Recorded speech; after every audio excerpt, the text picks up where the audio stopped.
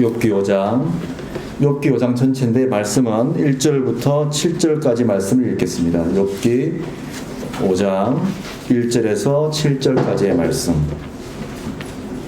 욥기 전체지만 오늘 우리는 욥기 5장 1절에서 7절까지 말씀만 일단 보도록 하겠습니다. 읽도록 하겠습니다. 제가 한 절, 여러분이 한 절 서로 나누어 읽겠습니다. 너는 부러지져 보라. 내게 응답할 자가 있겠느냐? 거룩한 자 중에 내가 누구에게로 향하겠느냐?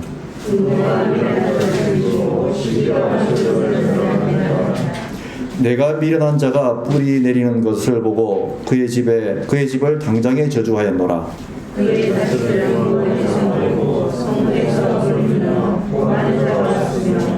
그가 추수한 것은 줄인 자가 먹되 덫에 걸릴 것도 빼앗으며 올무가 그의 재산을 향하여 입을 벌리느니라.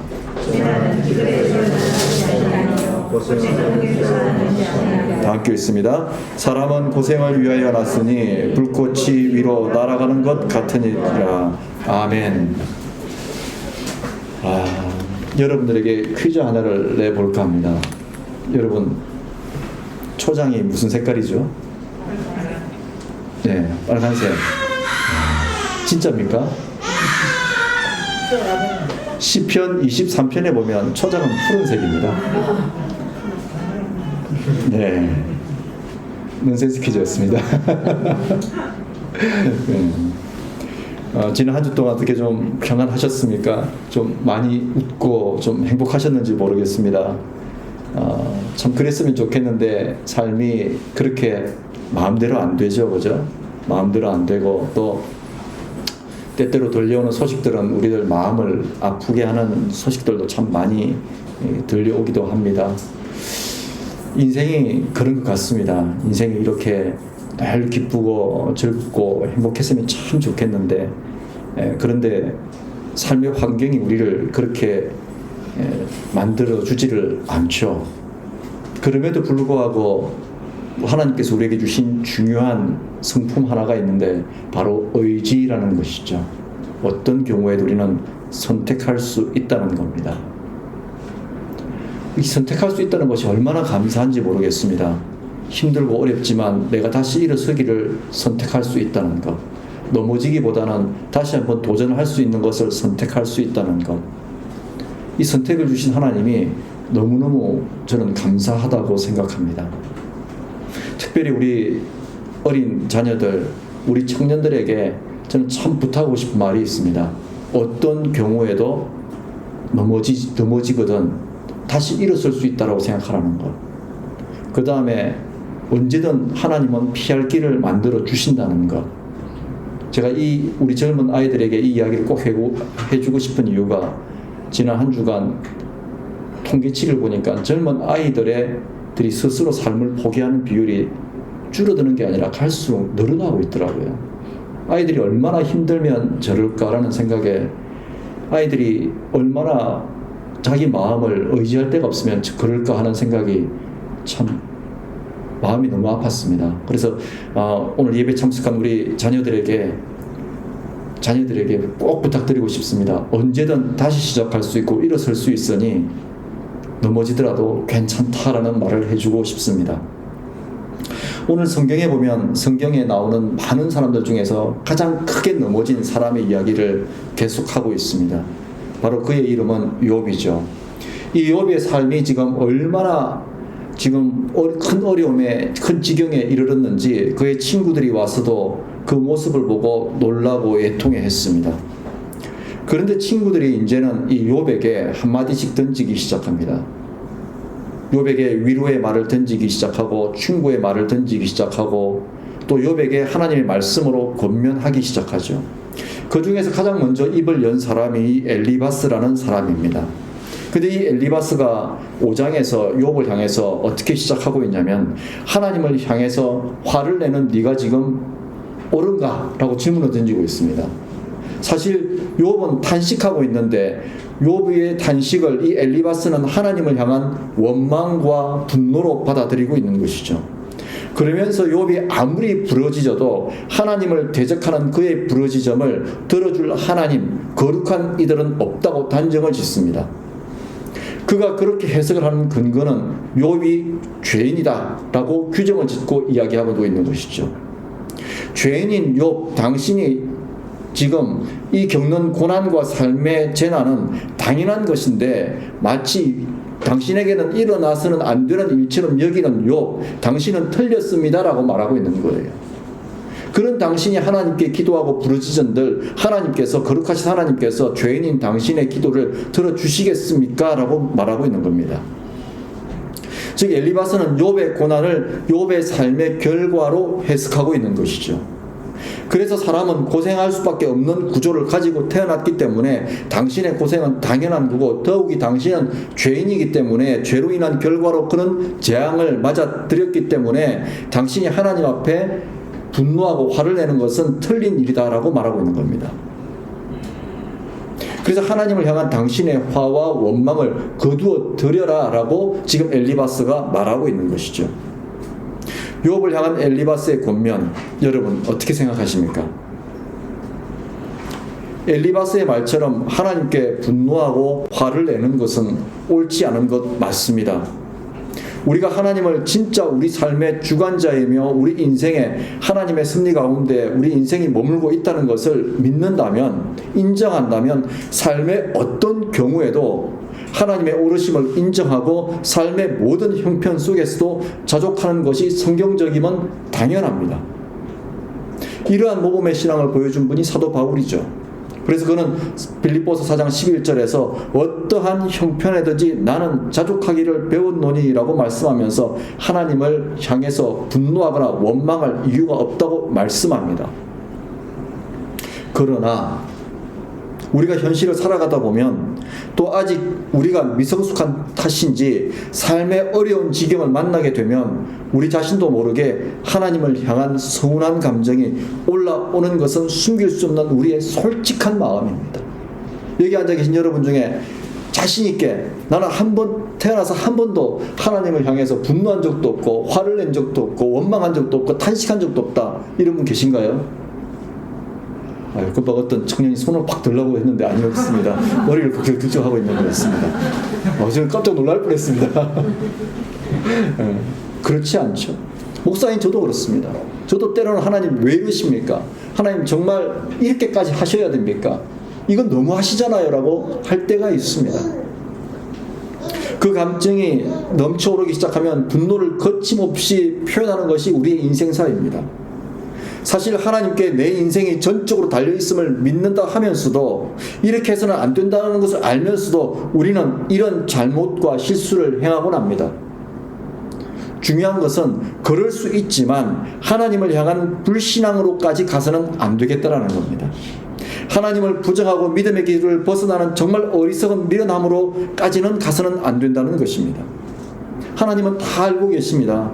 하나님을 향한 우리의 화, 원망, 분노가 이유 없는 분노가 아니며 하나님을 믿지 못하고 불신함으로 인하여 쏟아내는 하나님을 향한 모독이 아니라는 것을 하나님은 다 알고 계십니다. 우리가 아이들 키우면 아이들이 어떻습니까? 정말 어릴 때는 귀엽죠. 말을 잘 못하고 옹알이하고 막 귀엽죠. 그러다가 아이들이 말을 배우기 시작합니다. 근데 어느 날 갑자기 자기 마음에 안 든다고 엄마 아빠를 향해서 아빠 미워, 엄마 미워, 싫어, 이러면 우리 어른들은 어떡합니까? 그 말을 곧대로 듣습니까? 그래? 네가 싫다 그랬어? 너 한번 나가봐라. 집 나가봐라. 4살 5살 된 애를 집에서 쫓아내나요? 그런 부모 없습니다. 오히려 그 모습을 보고 오히려 아이를 더 안아주죠. 더 안아주고 그 마음을 풀어주려고 노력하죠. 우리 하나님은 그런 분이십니다. 그런 분이십니다. 하나님을 향한 모독이 아니라는 것을 알고 계십니다. 그런데 말에는 에너지가 있고 생각의 방향과 감정에도 에너지가 있기 때문에 반복되면 습관이 되고 습관이 쌓이면 그것이 태도를 지배하게 되어 정말 하나님과 멀어지는 결과를 만들어냅니다. 이걸 우리가 조심해야 합니다. 신앙생활을 하면서 때때로 내 감정을 이기지 못해서 하나님을 원망하거나 하나님을 향해서 분노를 쏟아내거나 하나님을 향해서 화를 낼 수는 있습니다. 그런데 그것이 습관이 되게는 만들지 말아야 한다는 것이죠. 그것이 습관이 되어버리면 그것이 태도가 되어버리고, 태도가 되어버리면 그것이 결국은 어떤 형태로든 하나님과 멀어지는 결과를 만들어내기 때문입니다. 그렇기 때문에 하나님을 향한 서운한 감정, 분노의 감정은 화와 분노로 쏟아내기보다는 하나님과의 깊은 기도로 들어가는 기회로 만들어야 합니다.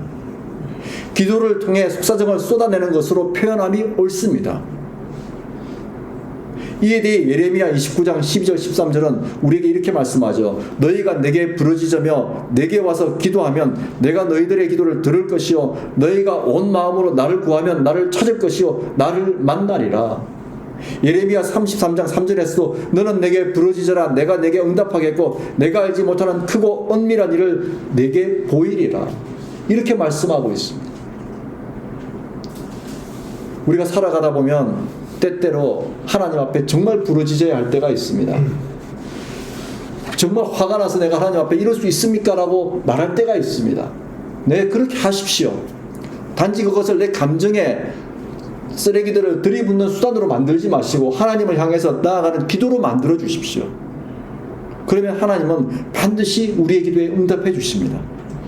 성경 어디에도 하나님은 화려한 말로 꾸민 기도, 위선적인 기도, 종교적인 언어로 충만한 기도라고 말씀하시고 기뻐하신다고 말씀하지 않습니다. 오히려 하나님은 아픈 가슴을 부여잡고 통곡하며 고통을 견디지 못해 탄식하며 기도의 자리에 나오는 그 사람과 함께 하시며 그 울부짖음을 헤아리며 응답하신다고 말씀합니다.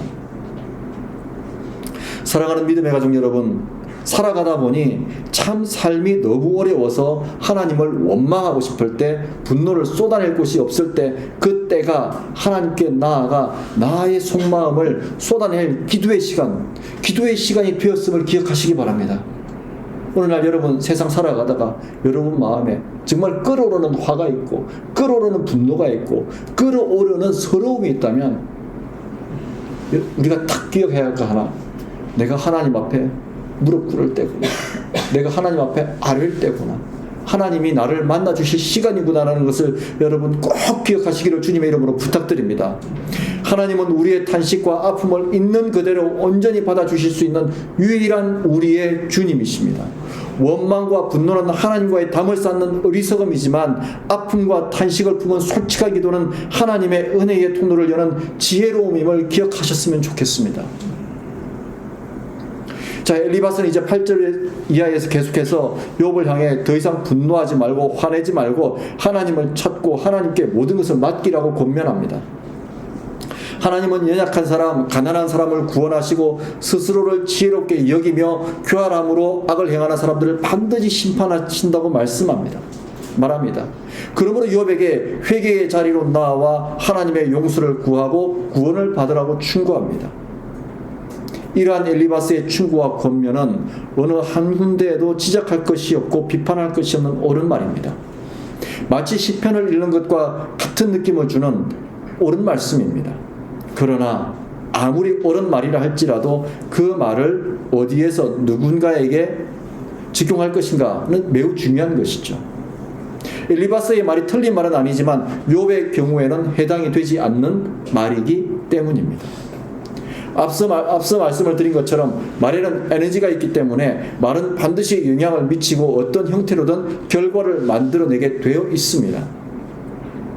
그렇기 때문에 엘리바스의 말은 일상의 관점에서는 지혜로운 성경적인 언어이지만 욥이 처한 상황을 고려해 볼 때 맞지 않는 말씀일 뿐만 아니라 욥에게는 오히려 깊은 상처를 더해주는 흉기가 될 수 있는 것입니다.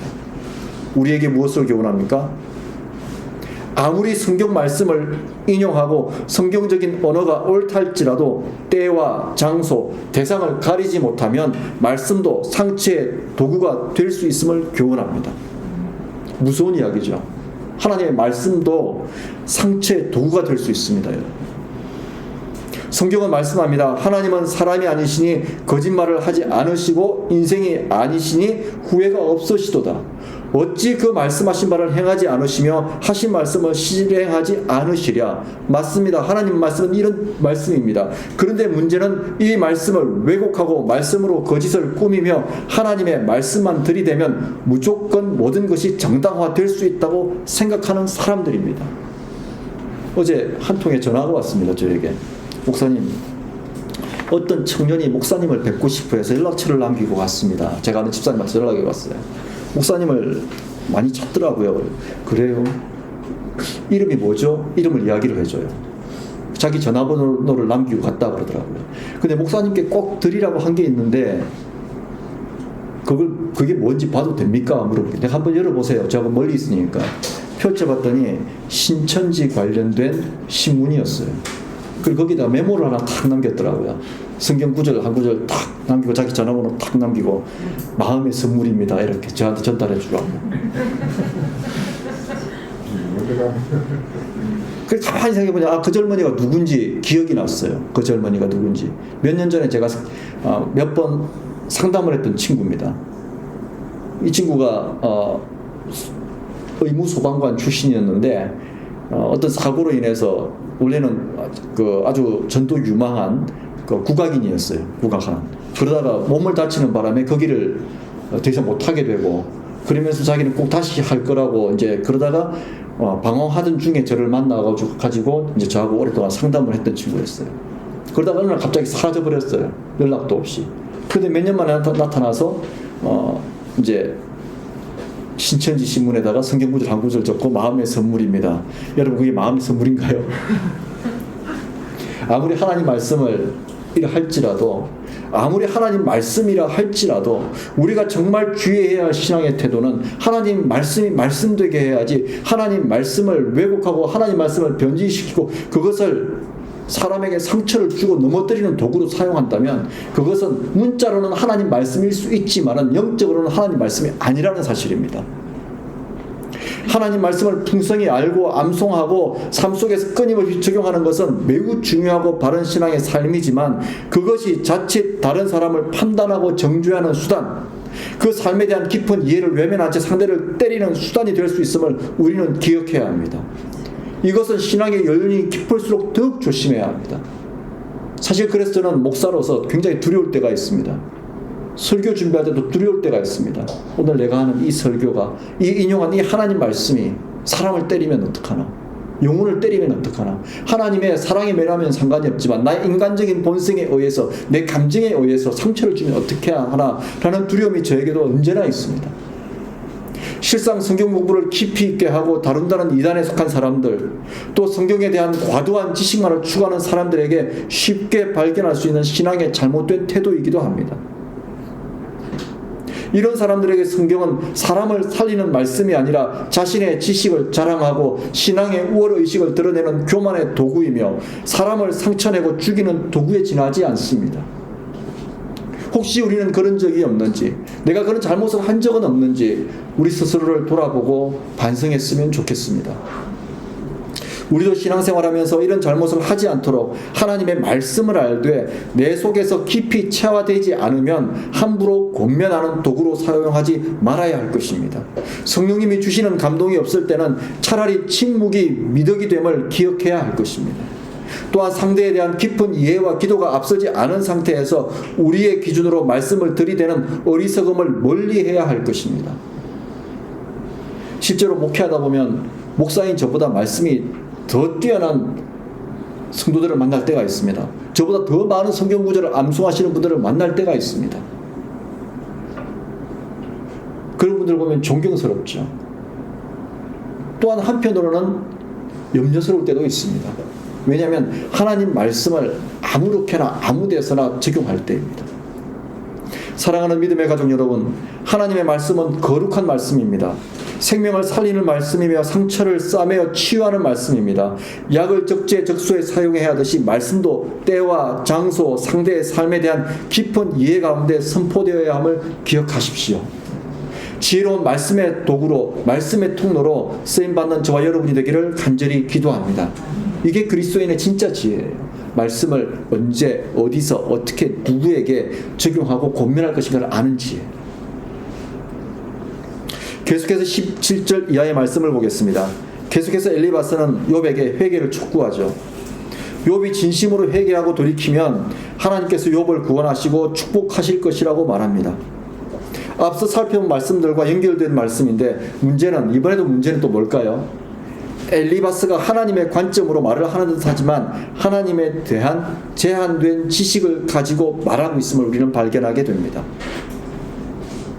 다시 말해서 엘리바스는 마치 그 자신이 하나님의 마음, 하나님의 뜻을 온전히 깨달아 알고 그 깨달음을 가지고 욥의 삶의 형편을 해석하고 있는 것처럼 말하고 있는 것이죠.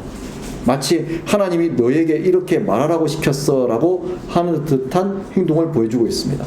하나님이 너에게 이렇게 말하라고 하셨어 라는 것처럼. 예전에 읽었던 어느 신앙 간증문 중에 이런 이야기가 있었습니다. 이분이 집을 멀리 떠난 남편을 위해서 계속 기도하고 있었대요. 남편을 위해서 계속 기도하는데 남편이 돌아오지를 않는 겁니다. 근데 어느 날 갑자기 그 교회에 함께 신앙생활하는 어느 분이 오셔서 아침 새벽부터 문을 두들기더랍니다. 문을 딱 열어주었더니 당신 남편이 죽었대. 아니 그게 무슨 말씀이에요? 그랬더니 내가 새벽에 기도하는데 성령께서 당신 남편이 죽었다고 알려주라고 그랬어. 이제 너는 그 기도 멈춰야 돼. 이제라도 우리는 장례식을 준비해야 돼 하고 싹 돌아가더라고요. 이 분이 마음이 무너졌겠죠. 얼마나 덜썩 주저앉았겠어요. 그리고 이분이 다시 기도를 했답니다. 하나님, 정말 그분의 말씀이 하나님 음성인가요? 진짜 내 남편이 복음을 전하러 간 내 남편이 진짜 죽은 것인가요? 기도를 했대요. 그런데 아침나절 이제 기도하다가 이제 아침나절 눈을 떠서 아이들과 또 다시 기도를 했대요. 하나님, 진짜 당신의 뜻이 무엇입니까? 그런데 누가 또 문을 톡톡톡 두들기더랍니다. 문을 딱 열었더니 죽었다는 신랑이 멀쩡하게 들어오더랍니다. 여러분, 정말 우리가 조심해야 되죠.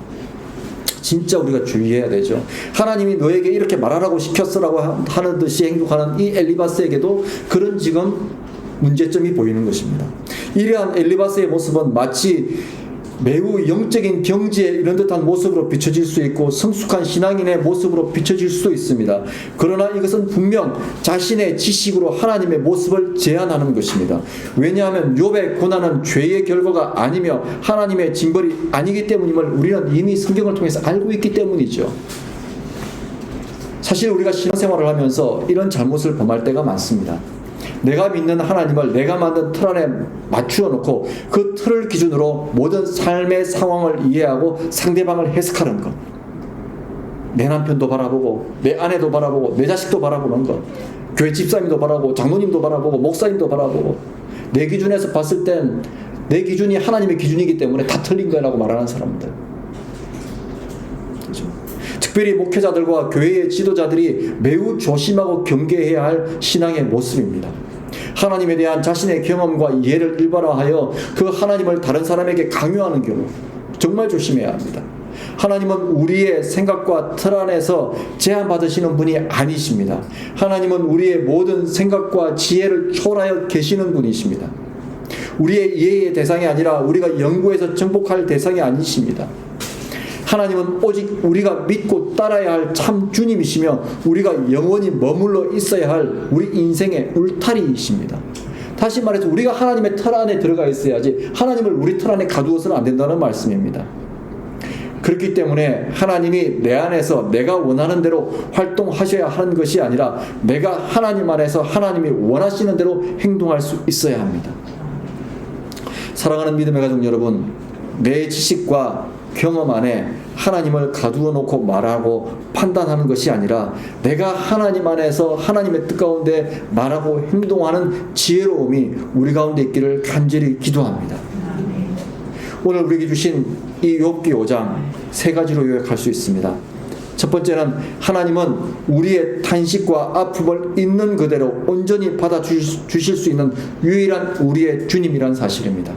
원망과 분노는 하나님과의 담을 쌓는 어리석음이지만 아픔과 탄식을 품은 솔직한 기도는 하나님의 은혜의 통로를 여는 지혜로움임을 기억하셨으면 좋겠습니다. 두 번째는 하나님의 말씀은 거룩한 말씀입니다. 생명을 살리는 말씀이며 상처를 싸매어 치유하는 말씀입니다. 약을 적재적소에 사용해야 하듯이 말씀도 때와 장소, 상대의 삶에 대한 깊은 이해 가운데 선포되어야 함을 기억하십시오. 지혜로운 말씀의 통로로 쓰임받는 저와 여러분이 되기를 간절히 기도합니다. 세 번째는 내 지식과 경험 안에 하나님을 가두어 놓고 말하는 것이 아니라 내가 하나님 안에서 하나님의 뜻 가운데 말하고 행동하는 지혜로움이 우리 가운데 있기를 간절히 기도합니다. 그러므로 그리스도인의 진짜 지혜는 무엇일까요? 진짜 지혜, 오늘 말씀의 제목이 그리스도인의 진짜 지혜인데 무엇일까요? 오직 하나님 안에서, 오직 하나님 안에서 생각하고 말하고 행동하기. 하나님 안에서. 마무리하겠습니다. 누군가에게 권면해주고 싶고, 누군가에게 충고해주고 싶고, 누군가에게 하나님의 말씀을 전하는 도구가 되고 싶으시다면 그 상대방에 대해서 먼저 깊이 기도하십시오. 또 깊이 교제하십시오. 그리고 성령께서 감동을 주실 때 말씀을 나누십시오. 그러면 우리의 입술로 선포되는 그 말이 하나님의 말씀이 되고 생명을 살리고 치유하는 말씀이 될 것입니다. 이것이 그리스도인의 진짜 지혜입니다. 기도하겠습니다. 하나님 아버지, 먼저 저희들의 삶을 되돌아봅니다. 우리가 신앙생활을 하면서 혹시 하나님의 말씀을 가지고 다른 사람에게, 내 가족에게 상처를 준 적은 없는지 살펴봅니다. 또 하나님, 내가 신앙생활하면서 내 뜻대로 되지 않는다고, 또 내가 예상치 못한 상황에 부딪혔다고 하나님을 끝없이 원망하고 분노했던 때가 있었음도 또한 고백합니다. 하나님, 이러한 우리의 모든 잘못을 용서하여 주십시오. 하나님을 우리의 경험과 내가 생각하는 지식의 틀에 가두려고 했던 그 어리석음도 용서하여 주십시오.